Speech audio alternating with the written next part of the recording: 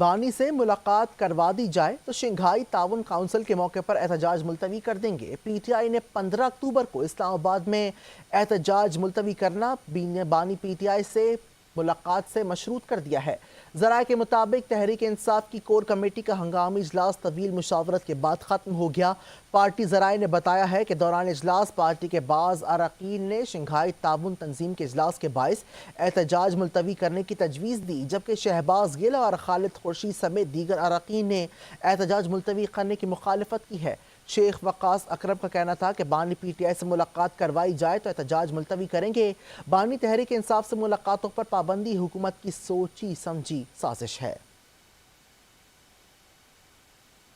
اور پی ٹی آئی کی بانی پی ٹی آئی سے اڈیالہ جیل میں ملاقات کی درخواست وزارت داخلہ کو موصول۔ Chairman P T I barrister Gohar نے وزارت داخلہ کو درخواست لکھی ہے، جس میں کہا گیا ہے کہ آخری دفعہ ہمارے وکیلوں کی بانی پی ٹی آئی سے اڈیالہ جیل میں ملاقاتیں 3 اکتوبر کو ہوئی تھی۔ درخواست کے متن کے مطابق بانی پی ٹی آئی سے فوری ملاقات کرنے کی اجازت دی جائے، میری اور صاحبزادہ حامد رضا کی ملاقات بھی کروائی جائے۔